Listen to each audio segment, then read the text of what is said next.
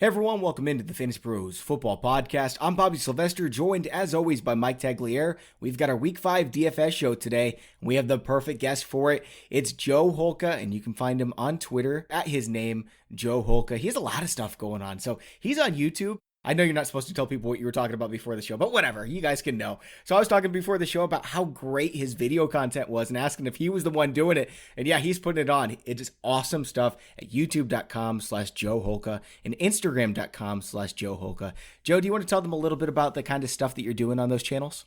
Yeah, I appreciate it, man. More or less just trying to do content on every platform. So everything's a little bit different, doing some stuff exclusive to Instagram these days and then doing all my live content over on Twitch, and then trying to do some more educational type courses on YouTube just to try and teach people to get better at DFS, not just give away picks every week. So hopefully I've been accomplishing that. But yeah, just trying to be versatile, just do videos everywhere and see all the different audiences we can kind of collaborate with. So one of the things that I love about Joe's work is that a lot of these guys who we talk to in DFS and who are giving out DFS advice, like Tags and I, we're focusing a lot on season-long leagues, and some of that can carry over to DFS. Joe focuses exclusively on DFS, and he kills it every week. So I'm looking forward to picking his brain. Tags, how you doing, man? I'm doing good, man. We're recording this show before my fasting window opens, so I'm usually hungry around this time, but I'm even more hungry today because my wife, she went out and she got me, like, she knows, like, my favorite smell is like a vanilla cupcake or like the funfetti cake. Your favorite smell? Oh, that smell of that is fantastic. So she went out and got me this candle warmer and put it downstairs in my office, and it smells fantastic, but it's making me even more hungry. Man, so I did a live stream today where I was talking Start Sit, and I got through all my rankings and everything, and right as I was about to answer Q&A, my mic just completely cut out. And people were telling me, but I wasn't paying any. I was like looking at the comments at the top, going on down. So I was just talking to myself for a while. So I was thinking I was going to eat some pizza after that, but I was trying to figure out the issue. And so I've got a pizza sitting right next to me right now, and it's going to bother me this whole podcast. I'm jealous of you. You enjoy both. You guys have like teenage bodies, so just don't even talk to me about it. I'm in the same boat as you, Tags. I do the intermittent fasting as well, so I'm actually going to go have a nice lunch after this as well. So I'm pretty excited about that. Nice. Well, sorry for talking about pizza, guys. Terrible. That's terrible. I am not doing that. In fact, I had donuts for breakfast today too, so I'm feeling pretty good about myself, and hopefully I can feel good about my lineup as well. I actually love my lineup right now, but I'm willing to be flexible as we get more information throughout the week. And by the way, before we get into it, I want to tell you about a new podcast we have. You'll recognize the host because he comes on the Sunday night Fantasy Pros Football Podcast as the co-host with Tags. It's Dan Harris, and he's doing a Betting Pros podcast. You can check it out at bettingpros.com/podcast. So basically, this is what it is. The podcast is 100% dedicated to covering the NFL. And each week, we have top sports betting guests join us to analyze the lines for each game and break down their favorite bets. If you guys go to bettingpros.com/podcast, you can check out our best bets for week 5 episode. Again, that's Dan Harris hosting that, and it's bettingpros.com/podcast. Guys, let's just dive right into it. We're talking about the main slate today, primarily cash games, FanDuel and DraftKings. At the end, we'll touch on GPP as well, but let's start at the running back position. And Joe, I know you like to spend up on running backs and just go with the safest guys. Do you have a couple guys in mind this week?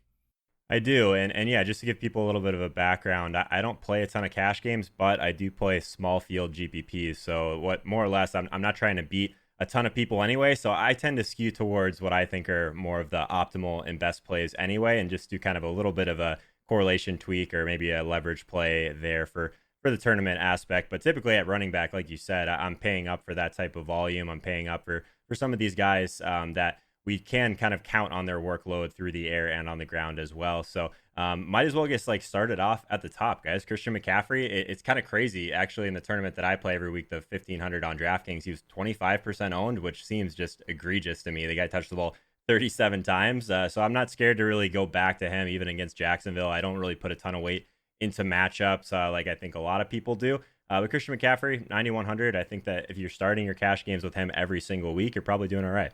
Yeah, and the best thing about Christian McCaffrey is game script doesn't matter. If they're playing from ahead, he's going to get 27 carries. If they're playing from behind, he's going to get 10 receptions. Then you had last week where he got both of those, 27 carries and 10 receptions. Tags, do you like Christian McCaffrey this week in cash games?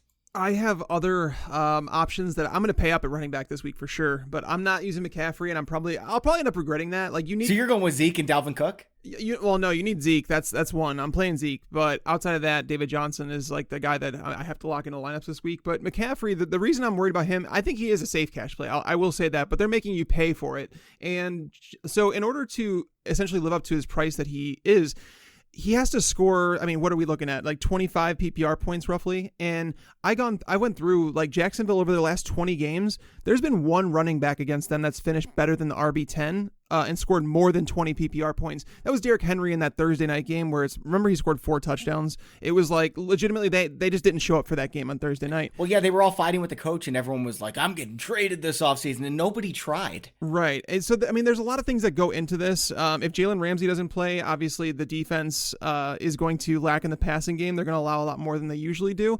Again, I don't dislike McCaffrey. I like him more in cash than I do in tournaments. But in cash, I'm definitely just going to go over to Ezekiel Elliott just because you're paying a little bit less money and you have a matchup with the Packers that, I mean, have been gashed. We just watched Jordan Howard score 3 touchdowns against them last week. He's not a very versatile running back, and to catch 3 passes in that game, one of them for a touchdown. Going into Green Bay and doing that now, with Dallas coming back home, with Zeke, they need to get a win. And knowing that Tyron Smith is out for Dak Prescott, they need to run the football. I think Zeke is locked in for nearly as many touches as McCaffrey in a better matchup. But doesn't Tyron Smith make you a little bit nervous about Ezekiel Elliott too? I mean, Joe, what do you think? Do you prefer Ezekiel Elliott or Dalvin Cook this week? Because I'm leaning Dalvin Cook.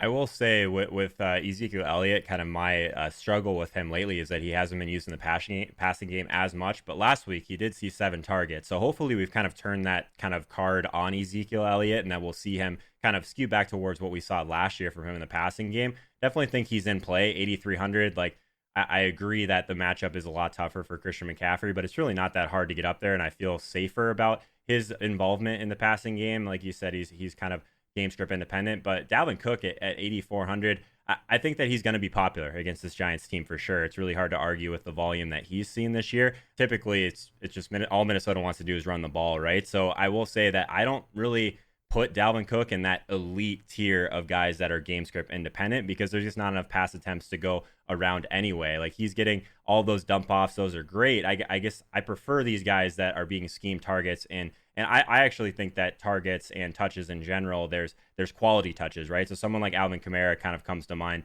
to me, that he's being schemed the ball in different ways, and I do think that he's going to see those more valuable touches. So I think you can definitely put guys like Christian McCaffrey in that range as well, but I'm struggling a little bit with the Dalvin Cook and Zeke tier this week because I think there's some better options kind of a little bit cheaper that could easily touch the ball just as many times. Interesting. So I'm really excited to hear who those guys are because I was looking at it and I'm thinking there's 5 really good plays this week. McCaffrey, Kamara against Tampa, Cook, Ezekiel Elliott, David Johnson, and I don't really know who else I would consider playing besides that. So who do you have, Joe?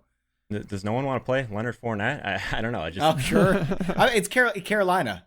And he's a little bit risky.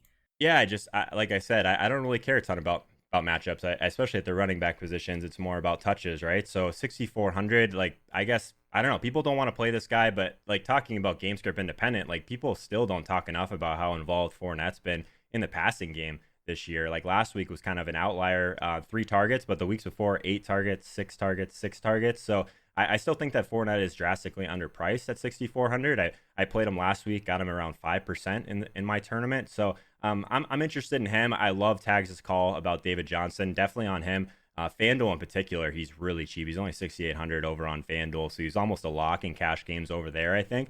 But if you're looking to kind of pivot off of someone else that I think will be really popular, David Montgomery, I think Fournette, if you spend up a little bit, is someone that we could project for at least a similar kind of low to some of these other elite guys that we're talking about. So our model in FantasyPros, which takes into account consensus projections, the salary and everything like that, it says that Leonard Fournette is the best value on DraftKings this week. He's the 10th most expensive running back on the main slate. We project him to be the 6th best running back on the slate. Now, because of the ups and downs we've seen with him, it does make me a little bit nervous, but he's a great value. On FanDuel, it's not as extreme. He's the 3rd best value behind Ezekiel Elliott, and David Johnson is a very far and away first place. He's my definite lock of the week at the running back position going up against Cincinnati. Tags, is Johnson your favorite play as well? And what do you think about Fournette? Johnson's going to be in like a ton of lineups for me. Like there's enough concern about Zeke where I won't have like 100% exposure or anything like that. But David Johnson's going to smash. Like the Bengals can't tackle. Like legitimately, their safeties, their linebackers are terrible. That team is going to be competing with Miami Dolphins for that number 1 pick, the tank for Tua situation. It's just the defense. I mean, did nobody watch the game against the Steelers on Sunday night? I mean, if you watch that game, you understand exactly what I'm talking about. And they've been doing it all year. It's against the 49ers. You can go back to that 49ers game that they played. That's what I was thinking, where Mostert and Jeff Wilson ran for 240 yards. It's bad. It's like really bad. And it might just be the best matchup for running backs in the entire league. I mean, I don't know if it's better than Miami. Cincinnati can put up points on their opponent. And Arizona's defense is bad enough where it's like, they can go back and forth. But fortunately, David Johnson's involved in the passing game. And Bruce Arians has been talking about using him as a slot receiver with Christian Kirk out. So, I mean, he's like a former wide receiver. David Johnson's like, he's one of those guys that I have zero concerns about this week, and that's why he's like a lock. By the way, you look at what he's done this season, it's been fine, but he did it against Detroit, top 5 defense in the NFL. Baltimore, top 5 defense in the NFL. Carolina, top 5 defense in the NFL. And Seattle, who has a really good running defense as well. So he moves from that to Cincinnati this week. I can't wait. Yeah, it's a smash spot for him for sure. All right, we're going to keep moving with running backs here in just a second, but first I want to tell you guys about FanDuel. Guys, the fantasy football season is well underway.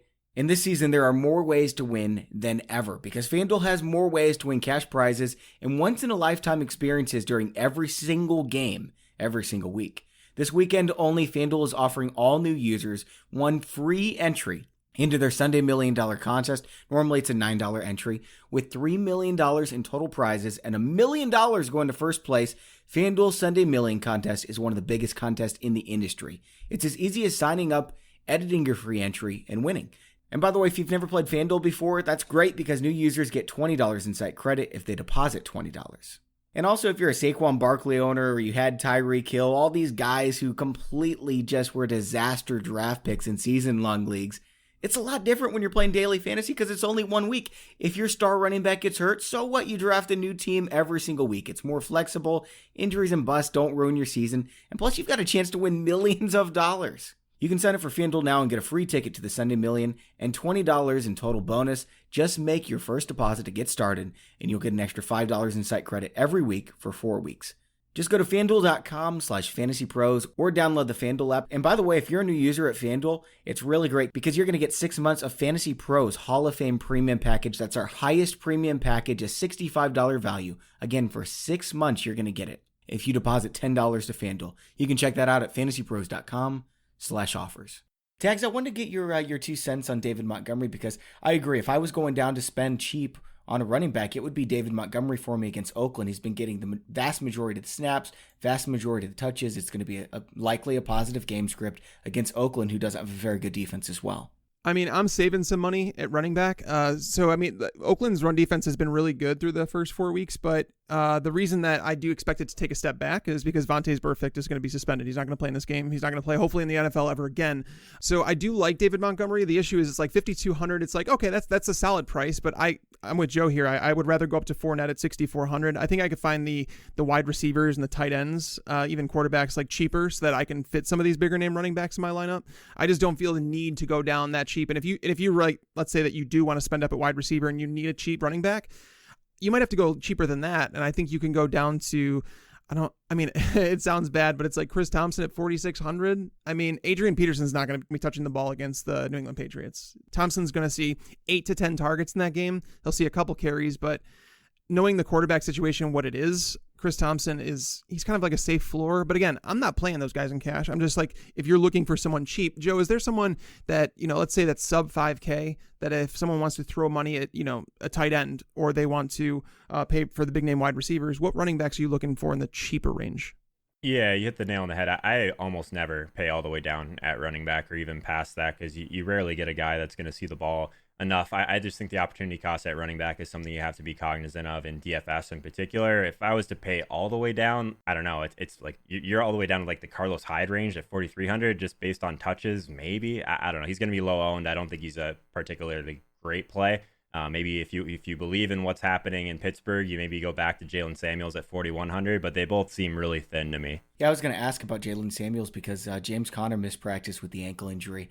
Tags, is he someone who would be on your radar if he's the starter this week against Baltimore? It all depends. So Brandon Williams was surprised, scratched from last week's game, and it allowed Nick Chubb to just run all over them. And that's been a thing. If you go back and look at the games that Brandon Williams has missed for the Ravens, he's the cog in the middle of that machine that stops the run. So, Chubb's coming off a big game, and I know why people want to play Samuels, but I still don't think it's a great game against Baltimore. I don't have much faith in the offense to provide much scoring opportunities against Baltimore.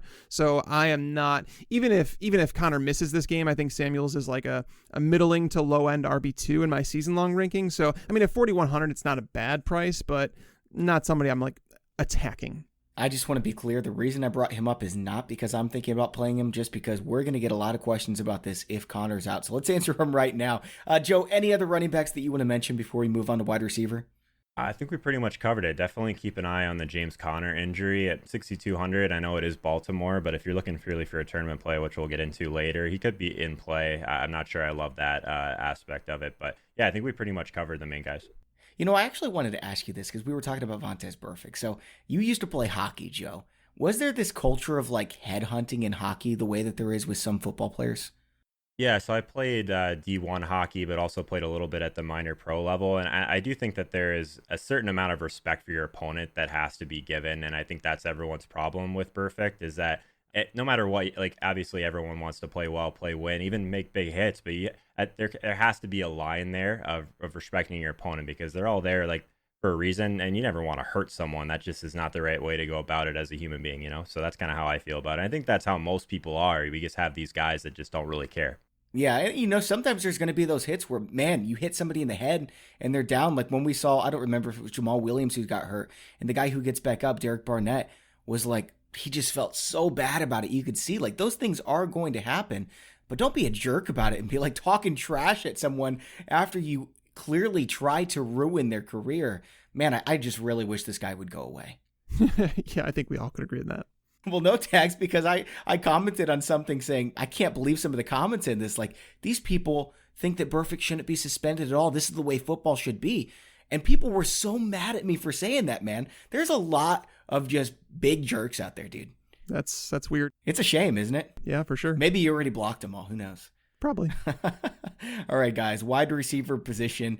And the models for both of these sides, FanDuel and DraftKings, are very different because the prices are so different. You've got some really good cheap plays on DraftKings. Are you spending up at running back because you can spend down at wide receiver on DraftKings, Joe? Yeah, almost every week. That's kind of what I'm trying to do, at least. I'm actually really curious on Tags' take of what I'm about to say. So I've been one of those people that's been firing at Will Fuller pretty much the entire season. His price at 4,500, based on his opportunity, he seems like he's an amazing value. He has at least 6 targets in 3 straight games, only an 18% target share, which isn't great, but he's 12th in the league in air yards. So I think he's seeing those valuable targets. And now that Kenny Stills, he's got that hamstring injury, it's a pretty amazing spot against the Falcons. So I think he's going to be popular. Typically, you'd want to play these guys that have a larger range of outcomes when they're at lower ownership. And I do think Fuller will be popular, but at 4,500, he's a screaming value in pretty much everything I'm looking at right now. Yeah, I would agree with that. I don't know if I want to use him in cash games, but at that price tags, it's really intriguing. How do you feel about it? It's definitely it's appealing to me just because it's we know there's going to be a blow up spot for him. I'm a little peeved that that his ownership is projected to be higher than it kind of should be with his production that he's been doing on the field. I don't know if it has to do with him coming off the ACL. I have no idea, but the efficiency just hasn't been there that it's been throughout his entire career. So we have to assume there's something going on. I think they can kind of pick their poison this week.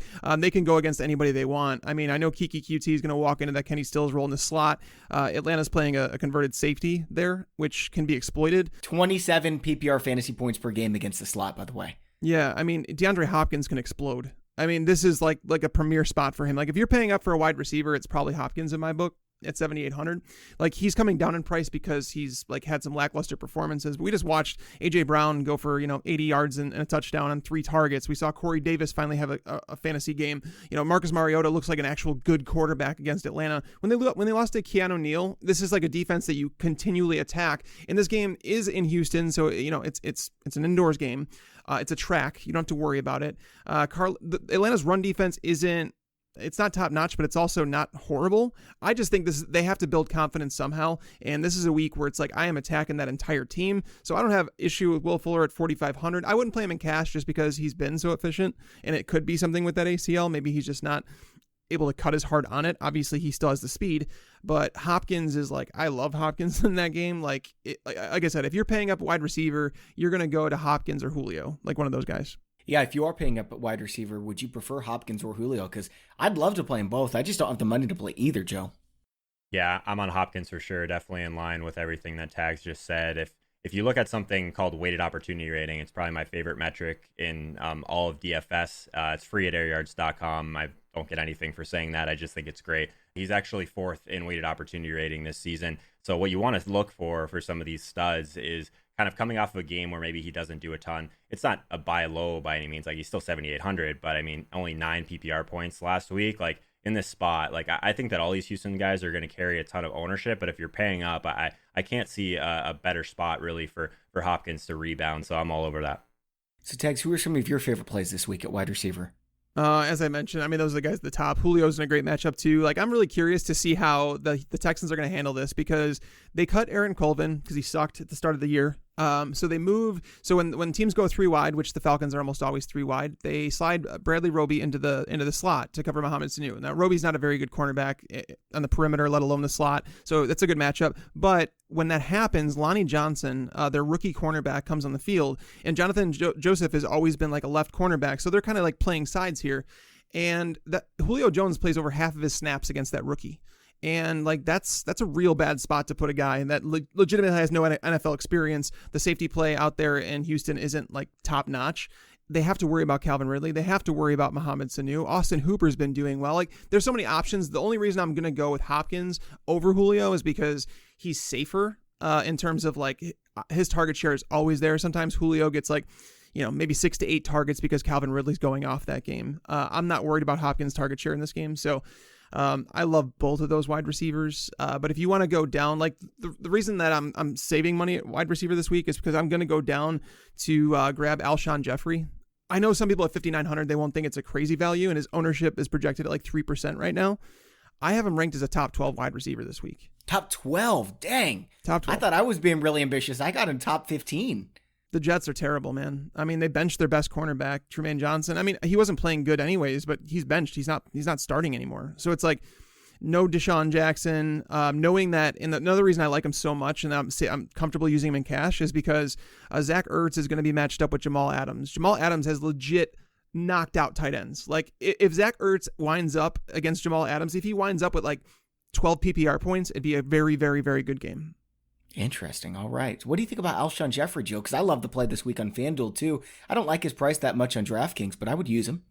I like Alshon. I think I'm kind of locked into another guy in that range. Marquise Brown, 5,700. I will say last week I needed one of 2 things to happen. So I had a pretty good finish in the 1,500. I needed about 3 more rushing yards from Leonard Fournette, or I needed Lamar not to miss Marquise Brown in the end zone for probably another 20K or so. It was that drastic.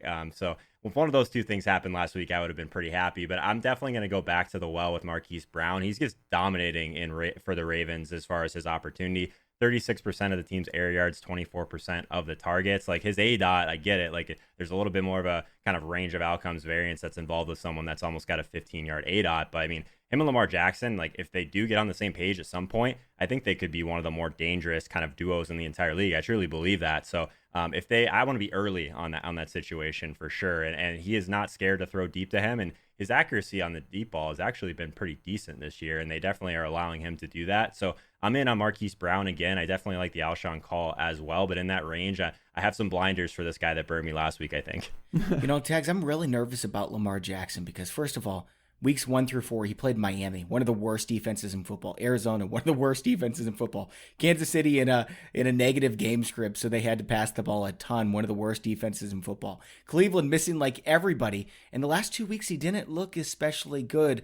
Now, I like Marquise Brown because of the opportunities he's getting, and I like his boom or bust potential, but does Lamar Jackson make you nervous? I mean, I guess we'll get to quarterbacks eventually, but does it make you nervous for Marquise Brown? A little bit. As Joe mentioned, like I've talked about that with Marquise Brown. The reason I haven't moved him down like a whole lot in my like season long rankings is because he is still getting those targets. Like it's like getting a Deshaun Jackson type player getting 8 targets a game. And that's rare to find, like someone that's targeted that far down the field. So eventually those are going to turn into something. I can't play him in cash, but if you want to play him in tournaments continually, I have absolutely no issue with that, especially against the Steelers, who have been burned deep. I mean, ever since they brought in Minka Fitzpatrick, like the back end of that defense has looked a lot better. But again, they went against the Bengals and they went against the 49ers, so it should look better. So you guys mentioned one of the guys that I'm tagged. You mentioned Alshon Jeffery. I'm going to be using him without question. Tyler Boyd against Arizona is another one. He's the 14th most expensive wide receiver on FanDuel.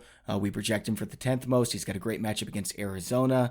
I know people are excited about Auden Tate, 3,500 on DraftKings, but John Ross and AJ Green are both out. They're going to have to pass a ton in this game. We've seen Zach Tyler throwing the ball a lot. It's a good matchup for Tyler Boyd. And then the other guy that I've got in this range is Calvin Ridley at Houston. I understand he hasn't really been doing that much, but you already talked about how this is a good matchup. Over-under on this one is 49. I believe that's the highest on the slate. Joe, let's start with you. What do you think about Calvin Ridley and Tyler Boyd?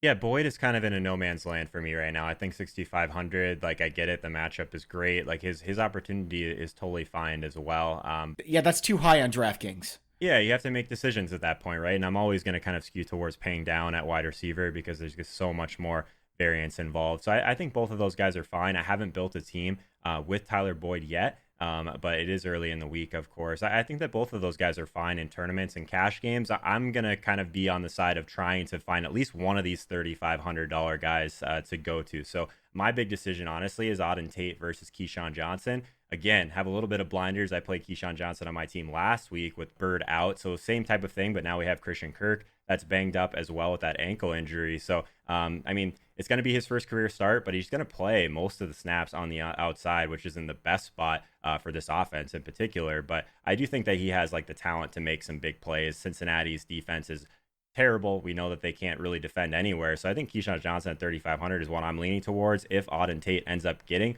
super popular, but I'm kind of wrestling between both of those guys right now. I'm not sure exactly which one will be my pay down guy.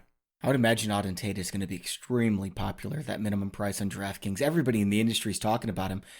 Tex, which do you prefer between Auden Tate and Keyshawn Johnson? I think they're both solid plays. It's Auden Tate for me. Keyshawn has been trending in the wrong direction.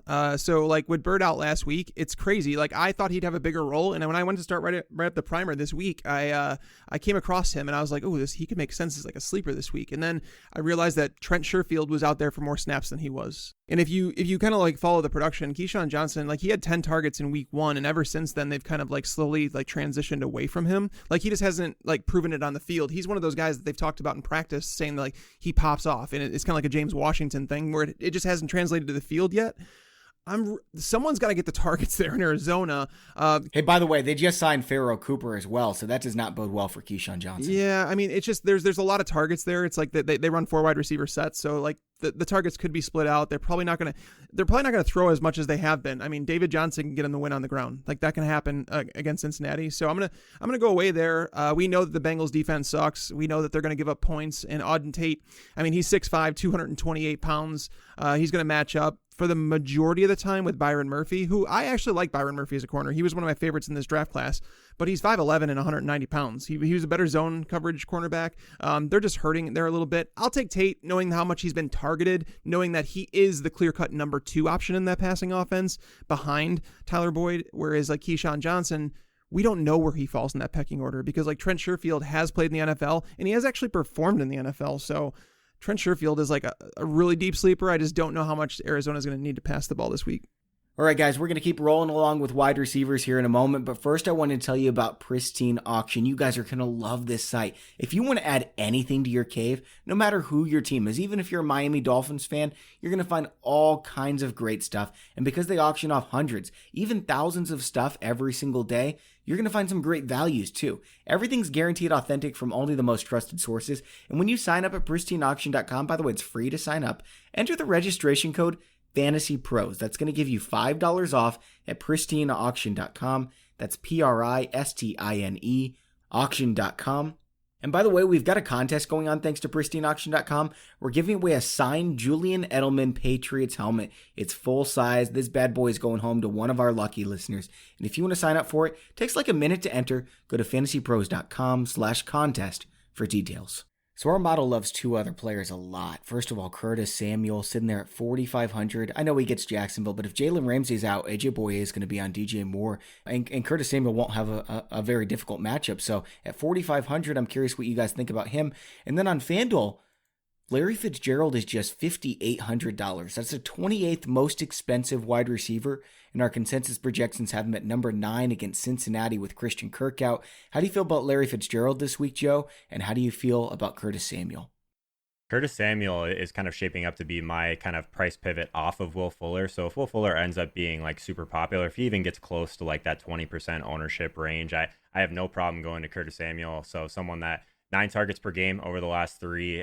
He's actually 8th in the entire league in air yards as well. He's got 179 more air yards than DJ Moore. So those are the kind of targets you want to see from Kyle Allen. 4,500, I think Curtis Samuel is definitely too cheap, but definitely keep an eye on Jalen Ramsey. I don't pay attention really to the cornerback wide receiver matchups, but I will say that at the tails of it, these guys like Jalen Ramsey, like I think that does matter. So let's keep an eye on that. But Curtis Samuel is shaping up to be a really solid pivot off of Will Fuller. I don't play Fitzgerald very often. Probably a bias that I should get over. I tend to kind of skew towards the Christian Kirks of the world and some of those younger guys on the Arizona team. But I will say that offense in general is great because they run a lot of plays, but they're really not throwing downfield very much, which is fine in a PPR type environment. But also for ceiling, if Fitzgerald doesn't get in the end zone, I think there's better options. When they do throw downfield, it has primarily been Larry Fitzgerald. His ADOT is significantly higher than Christian Kirk's, which is just kind of strange this season. Tex, how do you feel about Larry Fitzgerald and Curtis Samuel? Fitzgerald's the one that we know is locked into targets. So, I mean, he's someone that I would be okay with playing, but I mean, you're paying $6K. What's his actual upside? On DraftKings, his price isn't great. On FanDuel, it's unbelievable. Like I mentioned, 28th most expensive wide receiver. Yeah, I would play him in cash there. That's for sure. Like he's not someone that I'm like excited about for tournaments or anything like that, but he should come with like a high floor. Like I don't see a situation in that game where he sees fewer than 8 targets. And that's something you want in cash games, especially if you're paying, you said 5,800? Well, 5,800 on FanDuel means 28th most expensive. That's crazy. Yeah, that's cheaper than Tyrell Williams, cheaper than Josh Gordon, Mike Williams, Marquez Valdez-Scantling. And Curtis Samuel's that cheap on both sides. Now, Joe, I wanted to ask you, you mentioned if Will Fuller gets up towards that 20% ownership range, how do you get an indication of what the ownership is going to look like? Or is it just kind of based on what you're hearing?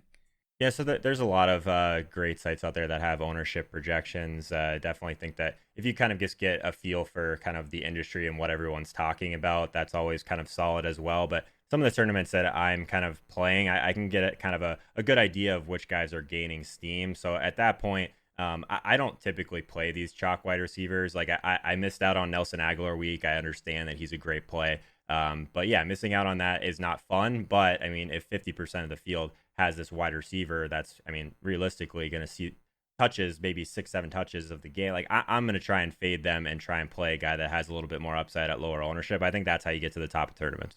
I think that makes a lot of sense. Okay. Any other wide receivers you want to talk about, Tags? In cash, not so much. I'm starting to come around on the Fuller call at 4,500. I mean, you're taking very little risk by going down there. I mean, do you really feel like you're taking no risk with Auden Tate or Keyshawn Johnson? I think I'd rather pay the $1,000 and pay down at defense and just pay up to get Will Fuller. Like, it's too cheap not to go with him, honestly. And I think that it's like thinking about this more and more, those targets, it's like, if that breakout week does happen, which it absolutely can against Atlanta, who's missing their starting safety, like their best safety on their team, it's possible. And 4,500, I like Joe's calling Will Fuller. So, Tags, Chris Harris moved outside this season, but Keenan Allen is their primary wide receiver for the Chargers in the slot. Does Harris go back into the slot to shadow Allen this week? Oh, yeah. He's going to shadow him. There's no chance that Denver lets Keenan Allen run through that secondary. I can't see it. And I mean, I went through, that's something that I actually did a lot of research on this week because I was like, that's a matchup I wanted to find. So there's been 4 games over the last 2 years where Keenan Allen has played against Chris Harris. In those games, he saw 36 targets. That's 9 targets a game. He turned them into 21 catches, 229 yards, and 2 touchdowns. Those aren't wide receiver 1 numbers, so I'm not playing him in cash games, especially considering that his price doesn't reflect that he's matched up with Chris Harris Jr. and he's going to be highly owned in tournaments too. Like, that's the thing, is Keenan Allen is going to be ridiculously high owned because Denver as a whole has struggled with wide receivers, but Chris Harris Jr. has done a phenomenal job shutting down the top options. He's the best at shutting down slot wide receivers. And I wanted to ask you about Mike Evans as well. Lattimore played a lot better for New Orleans last week against Amari Cooper. He was struggling early in the season. Is he going to be on Mike Evans or Chris Godwin? Evans, yeah. So Lattimore doesn't go into the slot, and that's where Godwin plays over half his snaps. All right, Joe, any other wide receivers you want to talk about? Yeah, I think for cash games, that's kind of where I'm at. There's some flyers that I'm sure we'll get to later on, but I think we've touched on a lot of guys. I definitely think that Will Fuller at 4,500, Curtis Samuel 4,500, like for 1,000 more than someone like Auden Tate or Keyshawn Johnson, you're getting a lot more safety and probably more upside as well, obviously. Real quick, Bobby, the one that popped up in my projections is like the second best value that we didn't talk about, which is because I haven't really looked at him. It's just it's not sexy to play Michael Thomas, 6,600. I mean, that's a heck of a price on DraftKings. Holy cow. Yeah, they've lowered it to the point where it's like they're trying to get people to play him because nobody wants to play him with Teddy Bridgewater, but he's actually posted some numbers. Like, his floor has been there. I mean, at 6,600, you probably need a touchdown out of him. Man, this guy catches everything. There's no more efficient wide receiver in football than Michael Thomas. Yeah, I mean, he's proven to do it with Teddy Bridgewater, too. I mean, over the 2 games with him, he caught all 9 targets for 95 yards last week, and then the week before against Seattle, he caught 5 passes, 54 yards, and a touchdown.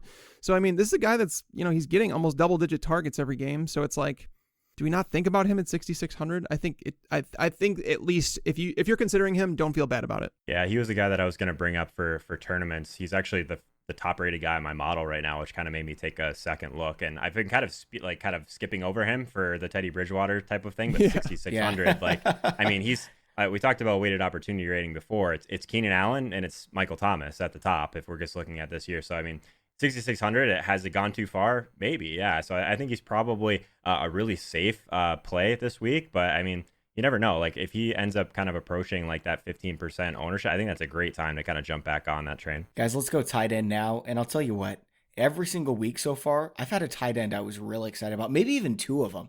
This week, I don't want to play any tight end. I hate all of these options. Please give me somebody, Tags. Who do you have? Tyler Eifert at 3,300. I'm playing him, dude. I mean, that's nice on DraftKings, 3,300. On FanDuel, he's 4,600. Like, that's fine, but I don't know if I want to play him in cash games, man. I'm playing Tyler Eifert. I'm not messing with it. I know CJ Uzomah is playing a lot of the snaps, and like that's what people are worried about. But over the last 2 weeks, Eifert has run 47 routes, while Uzomah has been kept in a block, and he's only run 18 routes. So it's not really a timeshare, and I'm just going to continue to attack Arizona. I'm going to feel bad when they go on their bye week. Who are you going with, Joe? Do you like Tyler Eifert as well, or do you have a different name in mind?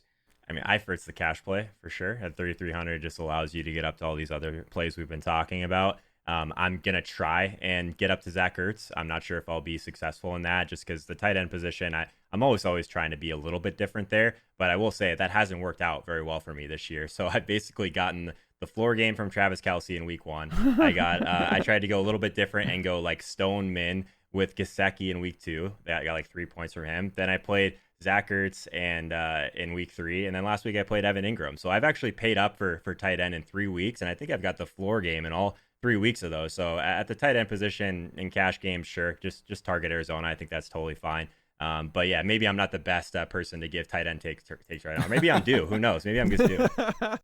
The moment you move off of them, they are going to hit. I'll be a week early on all 4 of them probably.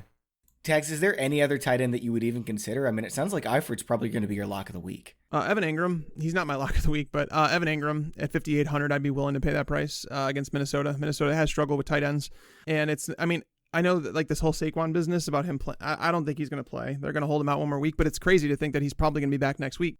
That's what the Wayne Gallman guys get, who spent 55% of their fab on him. If you continually go out there and like push a guy that you're not competing for anything. The Giants really think that they're going to be competing to make the playoffs and event like a Super Bowl run. If they do, no. Good, more power to them. But no. Yeah, he's getting a lot of targets, man. 14, 8, 8, 7. You know what's going to happen. And like you mentioned, Minnesota hasn't been as good against tight ends as they have against wide receivers. It's still, I mean, they're projected to score 19 points by Vegas implied total. It's not good. No, definitely not. But against, like I said, against Minnesota, that's like a team that I think you can go with tight ends against. But I mean, then you've got Mark Andrews against Pittsburgh, Delaney Walker against Buffalo, Greg Olsen against Jacksonville, Darren Waller against Chicago. It's ugly. Jimmy Graham against Dallas. There's just really nobody. I guess it is Eifert. Guys, let's go to the quarterback position. On FanDuel, I'm leaning towards Kyla Marie this week. I talked about it on the Start Sit show, how he's been quite effective against Detroit, Baltimore, Carolina, Seattle. Those are some really difficult defenses. This week against Cincinnati, and his touchdown rate right now is 2.4%, so we're due for some positive regression there as well. Third in the NFL in pass attempts. I like him quite a bit this week with a nice floor with the rushing and a huge ceiling as well. How do you feel about Kyler Murray, Joe? And do you have a couple quarterbacks you have in mind? Yeah, I always like Kyler just that rushing upside that he's going to give you. I think that he's always a kind of guy that's in play because we're always kind of interested in the quarterback typically on the other side. Not sure about this week, but yeah, Kyler's someone that's popping in my model, mostly just because of that game environment and the plays. They're a team that's been throwing at the third highest rate. Cincinnati as well, right up there at the top of the league. So I think there's going to be a ton of plays in this game. Playing a quarterback on the road is not always ideal. The team total is pretty average there, not great. But Kyler Murray's yards per attempt, I guess, is my biggest kind of concern. I like to play these guys that throw deep, but the rushing upside kind of at least puts them in play for me. I guess haven't really made it there yet. But I mean, we've talked about it a bunch, and the guy that I'm considering if on my main team right now is Deshaun Watson still. So I think he's kind of been obviously hurt by their offensive line, how poor it is, even though he's one of the better quarterbacks under pressure. I don't know if he's going to have to worry about that as much this week. So Atlanta's defensive line, 26 in adjusted sack rate this year. They only have 5 sacks on the entire season. So if there was a week for Deshaun Watson to have a little bit more time to kind of do his work with Hopkins and Fuller, it feels like this week. And again, someone else that's going to give you a little bit on the ground as well. I'm almost always just considering those guys first. That makes a lot of sense with Tag saying you can pick your poison with Houston. They can go to DeAndre Hopkins for a huge game, or maybe Will Fuller has a huge game. Kiki QT has a great matchup.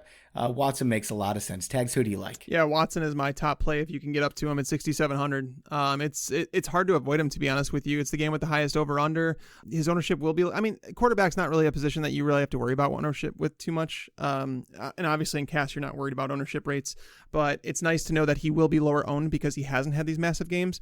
But this is one of the games I'm attacking. Like, I wish there was a higher total on the slate because I think that people just gravitate towards games with the highest over under on the slate, and I felt like this one was sneaky. Like, if I was a betting man, I'd be taking the over in this game. Like, even if it was set up at 52, I'd probably be taking the over.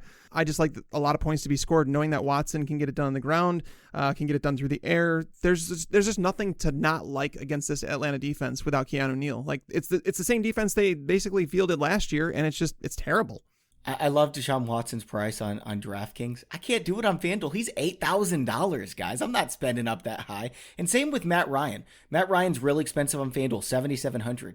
On DraftKings, I'm looking at him. He's the 10th most expensive at $5,900. I'd prefer him over Deshaun Watson. I mean, we think this game's going to be a shootout. Matt Ryan right now is on pace for 5,300 passing yards. He's just thrown a couple interceptions as well. Those don't matter that much in fantasy football. And he didn't have any touchdowns last game against Tennessee, but he's got 8 on the season. The touchdown rate's going to come up. He's leading the league in pass attempts. Houston has a crummy secondary. I'd prefer Matt Ryan over Deshaun Watson at those prices. Joe, so a lot of smart people in DFS talk about, mobile quarterbacks and making sure you get one of those for your cash game lineups. Could you talk about that and why it's so important? Yeah, you're basically, I mean, a lot of times it's not even priced in, to be completely honest with you. So you get that floor, but you also get the ceiling that comes from with a guy like Lamar Jackson. It's like giving him another touchdown or two based on just what you can expect on the ground. So yeah, I think Matt Ryan is a great example of a guy that I would never play in cash games, but is probably totally fine in tournaments, especially with Julio, Ridley, those type of stacks, because for those guys to really hit their ceiling, they got to throw 5 touchdown passes, 5 of them. And for Lamar Jackson to hit his ceiling, probably only needs to hit 3 to get really close to like what his expectation is at the 90th or 95th percentile. So I think you just need everything to break right. Even like Tom Brady's someone that I've really struggled with just because he always has these giant spreads. Like, for him to completely go off, he's got to throw all those touchdowns, but it's so hard for me to get behind that as more of a single entry player. I'm trying to reduce variance at these type of positions where I think you can project them relatively well. And like Tag said, there's usually not a huge ownership discount that you get from any of these guys anyway. So I'm more or less just trying to get my main stacks, but also just build in more floor and ceiling. I think that people talk about the floor of rushing yards, but like I don't think they talk enough about like the ceiling that you get as well from someone like Lamar Jackson, Josh Allen when he's healthy, Deshaun Watson. those type of guys, I think those guys are almost always in play based even just not even looking at matchup at all. That was something I came across when like writing up Lamar Jackson this week, is like people don't realize that he didn't throw a single touchdown against Kansas City. He still scored 21.3 fantasy points. Like, that's crazy. That almost shouldn't happen, but it does. Tom Brady's an interesting one. I think a lot of people are going to be on him this week just because the implied total for that game is 29 for the Patriots. And he's fairly cheap. People gravitate towards that, as you've mentioned, Tags. I don't want anything to do with him in cash games or GPP. I don't see much upside, and I don't really know if he has that high of a floor either, but just because they get in that red zone and they're running the ball so often. But another one that a lot of people are going to be on, and I got to pick your brain on this. What if somebody says, I want Christian McCaffrey, I want Dalvin Cook, I want Ezekiel Elliott, and maybe one of these wide receivers too. I'm paying down at tight end, paying down for 2 wide receivers. I'm going to pay down at quarterback too so I can make all this happen and get Chase Daniel $4,800. No. I can't do it, but a lot of people are going to. Can you talk them off the ledge, Joe? It's a similar play as like the Kyle Allen play when he was at 4K, right? So it's totally different. If you do like them against Oakland, great. Maybe you want to go with like a Chase Daniel, Montgomery stack, or Tariq Cohen, something like that. I think he's fine in cash games because I don't think quarterback matters a ton in DFS. I really don't. I think that if you're going to pay up, you want to pay up at running back, get as much touches as you can possibly there. If you do like one of the wide receivers in the mid-range, you're going to have to pay down a quarterback or tight end. So I don't think it's the worst thing in the world in certain weeks. This is one of these weeks where I don't love anything completely at the mid-range. Like, I'm skewing more towards Deshaun Watson or Lamar Jackson up top. But these mid-range guys, like you mentioned Tom Brady at 6,500. Like, I don't really play Tom Brady typically anyways. Even Kyla Marie at 6,300. Like, at that point, if you pay all the way down, that makes a big difference on your roster. So I'm kind of looking at either side of it right now. But I don't hate it. And especially if you're playing small field tournaments, it can definitely work out. All right, guys, we're going to get to DST, then circle back around and go GPP here in just a moment. But first, I want to tell you about something Hooters has going on. You guys are going to love this. So they've got their Monday Night Moneyball, and it's going to add an element of excitement to watching football on Mondays. The Monday Night Moneyball game is so easy. It works just like making prop bets. Just answer a few quick questions about the Monday night game, and you have your chance at cash prizes, free Hooters food, and even a trip to the big game come February. You can get in on the action at HootersMoneyball.com, and there's 2 ways to play. You can play at Hooters or you can play anywhere. If you play at Hooters, you've got to be there on Monday nights, and you get a chance to win cash prizes, a trip to the big game, and Hooters food plus drink prizes. If you play away from Hooters, you can still play anywhere, and you can compete for a shot at Hooters food and drink prizes. And remember, Hooters provides the optimal football viewing experience. All the big games are on all the big screens, so you don't miss a minute. Hooters girls, of course, make it fun and a festive atmosphere, so you're not sitting around at some guy's basement with just a bunch of dudes. And their famous wings and selection of ice-cold beer turn it into the ultimate tailgate. Remember, that's HootersMoneyball.com on Monday nights. Play at Hooters or play anywhere. DST is frustrating me so much this year because it's like Kicker, except more extreme in the sense that it is so volatile. And yet it has so big of an impact on who wins these GPP and even cash game contests. If you don't have the Patriots a couple weeks ago when they scored, 30 fantasy points, you didn't cash. So I don't know what to do here. It's just a big crapshoot. Do you have a defense you like a lot, Joe? I'm looking a little bit at the Titans this week. They're 3K on DraftKings. Obviously, the Bills had a pretty tough game against the Patriots last week, so it's either going to be Josh Allen or Matt Barkley. I do enjoy kind of targeting Allen. I play Allen a ton, but I enjoy targeting him just because he throws a lot of interceptions. But Buffalo's offensive line pretty poor as well. So it seems like a decent matchup at home for this Titans team that does pressure pretty well with a decent discount there. I think at 3K, they're totally fine. I think they'll be popular, especially if Barkley ends up playing. Man, our model really likes the New England Patriots again, and it's hard to go away from them. I mean, you look at the consensus projections, and they're substantially higher than anybody else. Bears are second highest at 9.0. Patriots are all the way at 12, but they're so expensive on both sides. Tags, can we afford to pay out for them? No, I don't think so. Not if you want. I want to get those running backs in my lineup. I've been messing around with lineups as we've been talking through this. And if you want to pay for Watson, and you want to get those big name running backs, you have to go down to the cheap range. You have to find the Panthers at 2,600, which aren't bad. They're a team that's tied with the Patriots for the league lead in sacks. They're at home against Jacksonville. It's I don't even think it's terrible to play Leonard Fournette in your cash game lineup with the Panthers. You know what I mean? There's so much variance at that tight end, at that defensive position, that if Gardner Minshew drops back and gets sacked 5 times like he did last week against the Broncos, who, by the way, had 0 sacks coming into that game. It's just the inexperience at Juwan Taylor at right tackle. Cam Robinson's not a great left tackle, so they should be able to get pressure to him. Again, Carolina at home, 2,600. Bobby, what do you think about the Packers actually at 2,400 without Tyron Smith? I mean, there's upside with any defense, really. I don't know if it's especially safe just because Dallas is going to put up the points. Dak Prescott doesn't always turn the ball over a lot. He didn't look good last game, but for me, I'm with Joe. I've got Titans or the Bills. It's one of those two. I think it might be interesting, too. I know we're not quite to the tournament stuff yet, but paying all the way down for either Arizona or Cincinnati, like I realize both those defenses are terrible, but there's going to be so many pass attempts in that game. If you really want to just kind of embrace the variance of defense at that point, pay all the way down. I think that they're fine, but I'm with Tags actually. The more I look at this, I think Carolina at 2,600 is a really strong play. They're kind of an underrated defense as far as how much they pressure. I played them last week for kind of the same reasons. Obviously, they're playing Deshaun Watson last week, who will take a lot of sacks. Jacksonville is going to run the ball a ton, but yeah, I think Carolina is totally fine. They're definitely one of the cheapest defenses that's at home and is favorited. So that's always what you're looking for. They're our model's favorite on DraftKings. We project them to be the highest owned as well. They've got 14 sacks in the last 2 weeks. Jacksonville just gave up 5 sacks to a team that had no sacks going into the game. So I think it's a good matchup for them, except that Gardner Minshew just doesn't really make stupid passes. Now we'll see if that changes when he's under pressure this much. So, okay, guys, let's flip it around and go GPP. I'm taking the first one because I've got one that I absolutely love. Pittsburgh Steelers on DraftKings, $2,100 against Lamar Jackson, and we've seen him make some boneheaded passes in the past.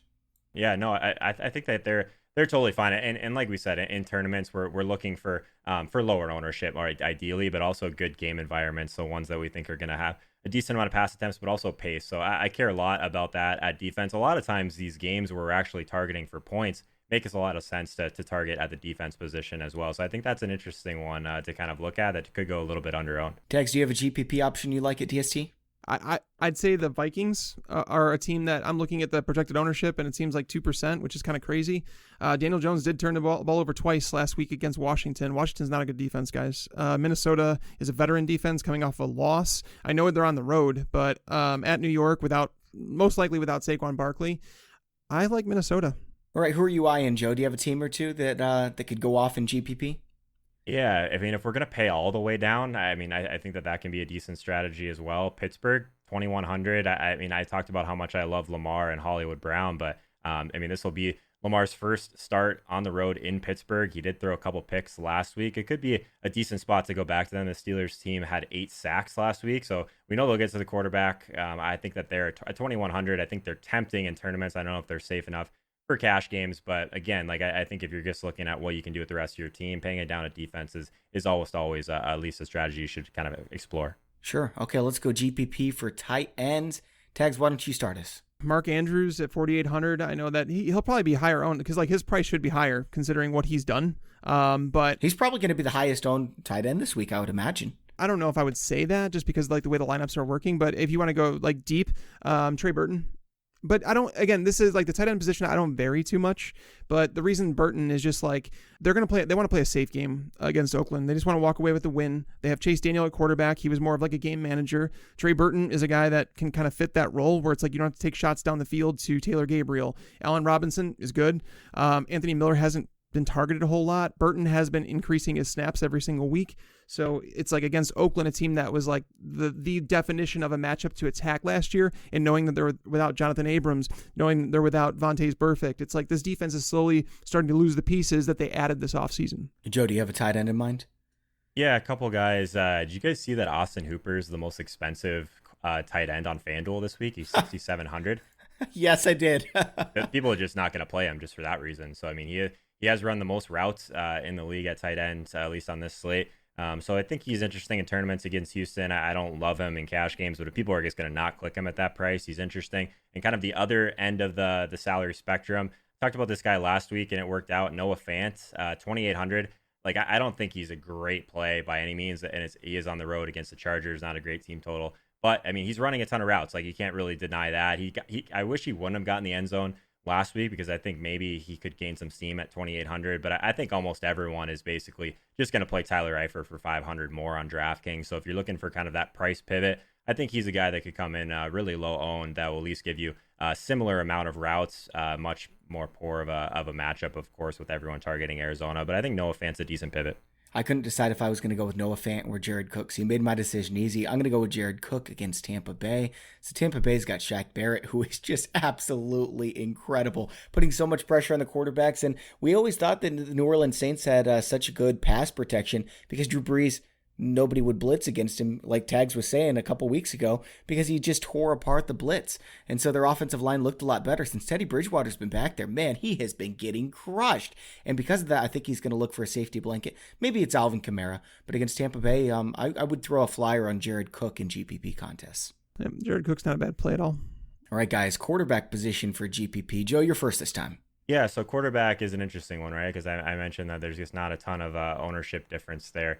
Typically, but if we did want to kind of go a little bit different, I think just paying for someone like Carson Wentz in that mid-range of 6,100 is interesting against this Jets team. Like I mentioned, I like Zach Ertz a ton. We talked a little bit about Alshon Jeffery as well, and I think there'll be at least one piece on the other side of this game that you could go to at the wide receiver position. So something like Wentz in tournaments, I think makes some sense for sure. That team total is pretty nice there for Philly, and that's something that we know matters at the quarterback position, where so much of the offense is just going to flow through them anyway. So if you get a guy like Wentz at 6,100, he's kind of a weird salary point compared to some of these other guys we talked about, but I think he's interesting for tournaments. Once again, I was going to go with Carson Wentz, but I'm going to go with Jameis Winston here against New Orleans. I know Lattimore played better last week. They shut down Dallas's pass offense, but Jameis Winston last 2 weeks has been absolutely incredible. He's got 27 and 30 points in the last 2 weeks against the Giants and Rams. It could be a shootout against the Saints.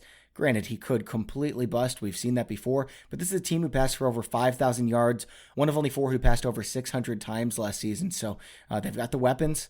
Chris Godwin, Mike Evans, O.J. Howard. Could be a big week for Jameis Winston. Yeah, James, I mean, obviously he comes with upside. I wonder what his ownership's going to be in tournaments coming off the game that he just did. Mine's Brady. I mean, again, I'm not worried about ownership at quarterback. Brady's thrown the ball over 36 times per game, and that's because their run game is not doing anything. Washington, if there is a strength to them, it's the front four.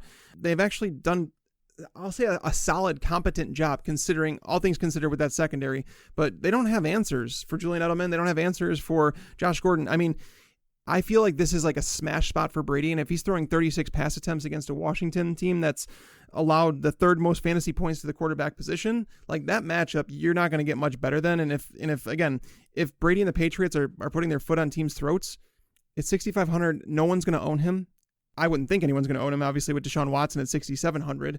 But I think Tom Brady makes a lot of sense this week.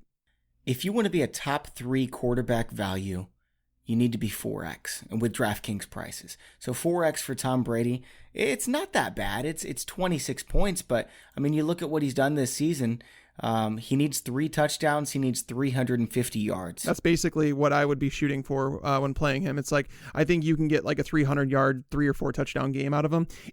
Matt Ryan is a similar territory, and he's a little bit cheaper. So I do like Matt Ryan as well. But Brady is someone Joe was saying it earlier. It's kind of funny. I never play Brady, but this week against Washington, it's appealing. All right, wide receiver. And I'm starting this off because if anybody stole this guy from me, I would be furious. Robbie Anderson is my dude this week. I mean, what did we expect against Denzel Ward, Tre'Davious White, Stephon Gilmore, 3 of the top 5 shadow corners in the NFL? If anything, he outperformed expectations against those guys. So I like him a lot this week against Philadelphia. Useful game script. Best possible matchup on the slate, at least according to what their defense has done against opposing wide receivers so far this season. So I love Robbie Anderson with a chance to go off. I think he's considerable. I think you consider him in cash, honestly, at 4,500. Yeah, I should have brought him up, actually, but I wanted to save him for GPP. Yeah, he's a guy that, I mean, I would consider with Fuller. Fuller's playing the better offense, obviously, but I think Robbie Anderson should have that floor. Coming out of the bye against Philadelphia, Philly might be without like 3 or 4 starting cornerbacks, so their starting cornerbacks weren't good to begin with. So, I mean, at 4,500, I like him. Tournaments, it's like, that's a little bit tougher. I might actually prefer Anderson in cash, but in tournaments, I don't think he's a bad play either. I'll tell you what, I love a game stack of Carson Wentz. You get Alshon Jeffery in there, Robbie Anderson, even Le'Veon Bell playing from behind. He's going to get quite a few receptions as well. You give me those 4 guys, I don't think many other people are playing that stack. I love the Robbie Anderson call. I think just the fact that he's the same price as Will Fuller too, and you'll get him at extremely low ownership in comparison to him. I think I still prefer Curtis Samuel like in a vacuum, but yeah, Robbie Anderson in tournaments, like we mentioned, just like so much on the Philly side as well for game stack. So I think that's a really sharp call. We've talked kind of a decent amount about some of the guys at the top end. So I want to stay kind of down here at this cheap end. And this is one that's definitely we're going to have to keep an eye on Taylor Gabriel if he doesn't play. Javon Wims, 3,500. Tags has kind of got me scared now of Keyshawn Johnson, so I was kind of looking to see what other guys down there are interesting. But Wims, like, I mean, he played a ton last week. Every down roll, 66 of 70 snaps. Like, we know that this Oakland defense, bottom 5 in pass DVOA. So I get it. Wims only went 4 for 56 on 5 targets last week, but it is the Vikings. So I think Wims, especially like if any of you guys listening are playing preseason DFS, like if you're not, you should be. Wims gets a preseason hero. This guy is a talented wide receiver. So at 3,500, especially if we don't get Taylor Gabriel, I think that Javon Wims is one of those ones I think that we'll see kind of vault up in some of these optimizers. Wims is a good call out. I was going to say Anthony Miller as well because they're going up against Oakland. Oakland's given up 28 fantasy points per game to slot receivers. We know Anthony Miller is extraordinarily talented. Now, granted, Wims is going to be on the field more than Miller, but if this is one of those games where Miller gets in the end zone twice, I would not be surprised at all. His ownership's going to be under 1% because he's done nothing this year. Yeah, I don't mind that one either. I think that both of those guys are squarely in play. I'll just rattle off a few of them. Josh Gordon, phenomenal tournament play this week. You know, he hasn't been doing much, but again, if I like Brady, I have to like Gordon a lot. Him and Dorsett are both good plays. But going lower, Kiki QT at 3,400. People are going to play Hopkins. They are going to play Fuller. But QT could be that guy to kind of bolster the confidence of Deshaun Watson and as the game goes on. I remember last year there was like QT was hurt, and then all of a sudden he came back into the lineup and he saw like 14 targets or something like that against the Colts, and he racked up a ton of receptions. And it's like at 3,400, he's not a bad play. And then another one is Trey Quinn.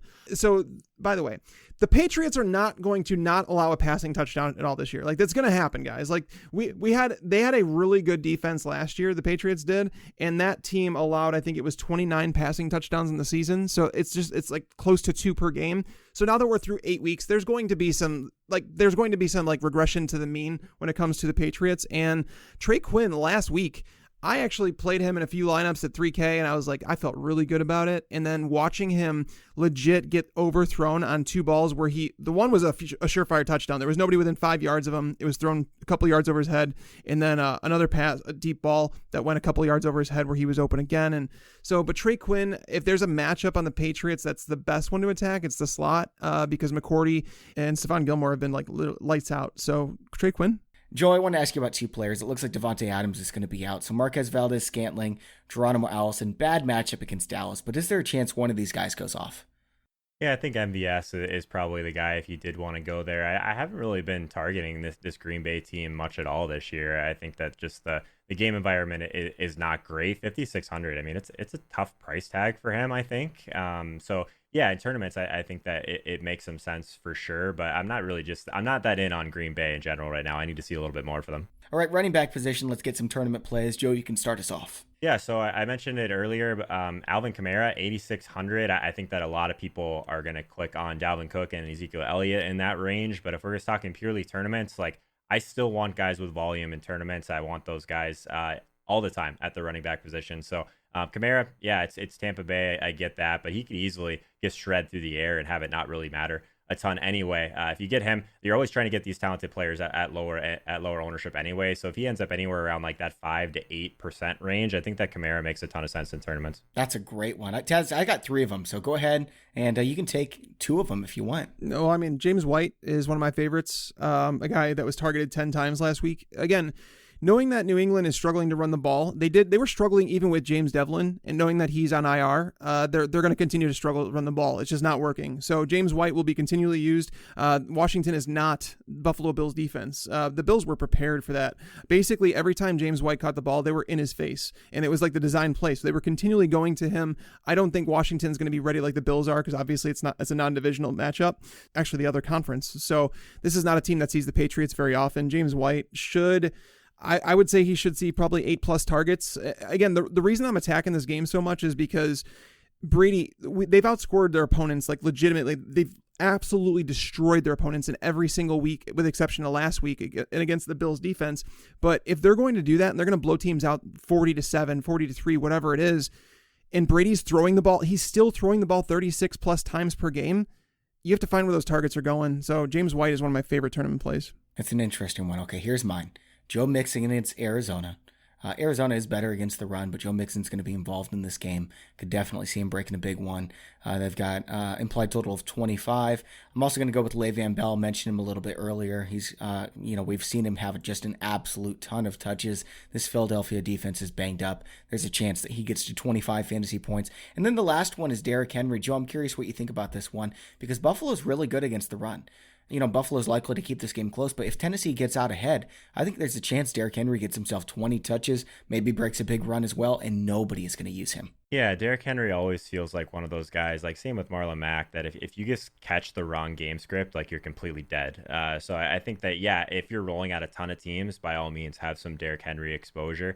If you're not, I think all the guys we've touched on would be higher on my board for sure. I actually really like the Mixon call at 6,100. He's someone that's been a lot more active in the passing game recently as well. So 15 on the ground, but also had 5 targets last week. So I think if just targeting Arizona when in doubt, it's a great price at 6,100 for him. He's kind of right at that same range as Leonard Fournette, who I'm not sure will really take a ton of ownership away. But yeah, both of those guys I think are going to touch the ball enough to be in play. All right, guys, let's finish out the show by giving our lock of the week and our stack of the week. Joe, why don't you go first with lock of the week at any position for cash games? All right, so my lock of the week, and I tend to just go for upside in general.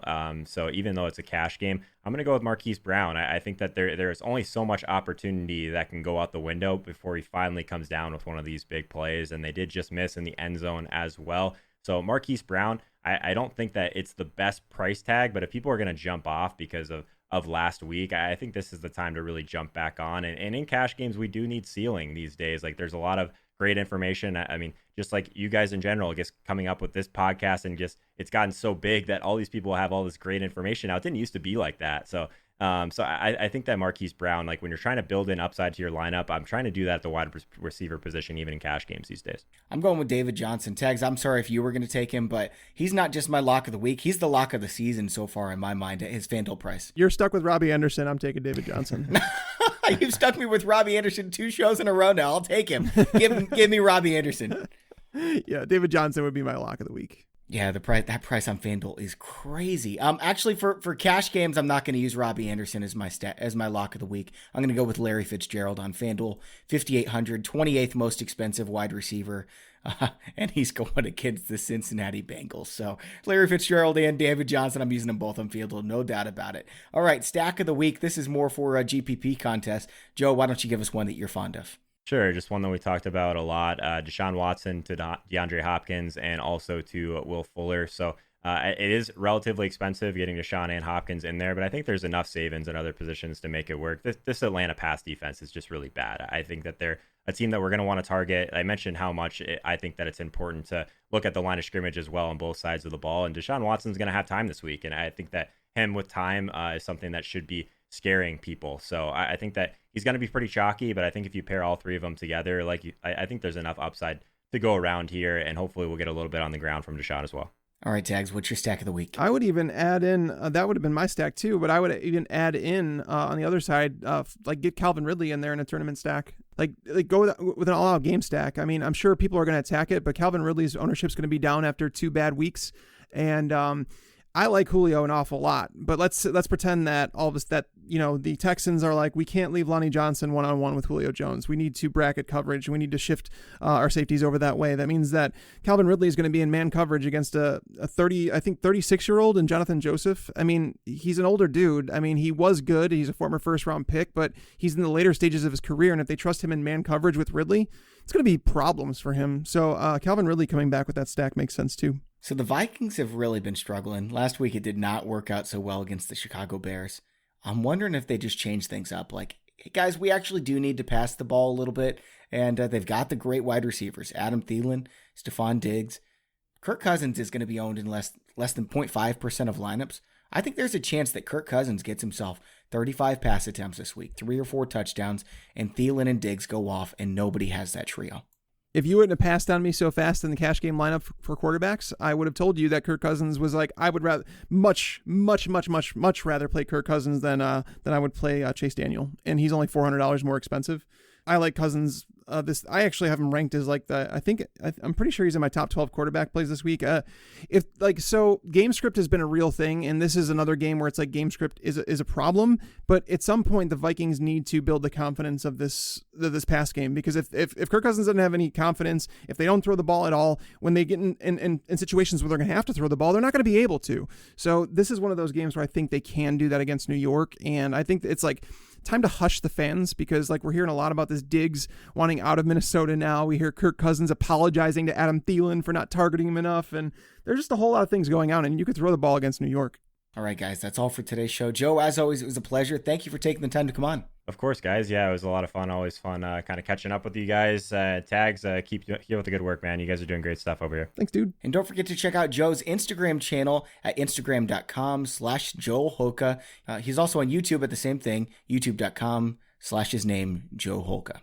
All right, and I want to say thanks to the sponsors of today's show, Hooters, where you can go to HootersMoneyball.com on Monday nights to add an element of excitement to watching football on Mondays. Again, that's HootersMoneyball.com. And also FanDuel, where this weekend only, you can get a free entry into their Sunday Million contest with $3 million in total prizes and $1 million going to first place. Just go to FanDuel.com/FantasyPros or download the FanDuel app. And also Pristine Auction, where some nights they've got thousands of auctions that end, so you're guaranteed to find some great values. Everything's guaranteed authentic from all of the most trusted sources. Again, that's PristineAuction.com, PRISTINE auction.com. And while you're thinking about Pristine Auction, sign up for our Julian Edelman helmet giveaway that we have going on thanks to Pristine Auction. That's at FantasyPros.com/contest. And by the way, don't forget to check out our new podcast at BettingPros.com/podcast. Dan Harris hosts it, and he is hilarious. You guys are going to love it. BettingPros.com. For Joe Holka and Mike Tagliere, I'm Bobby Sylvester. Thanks for listening, and enjoy your football.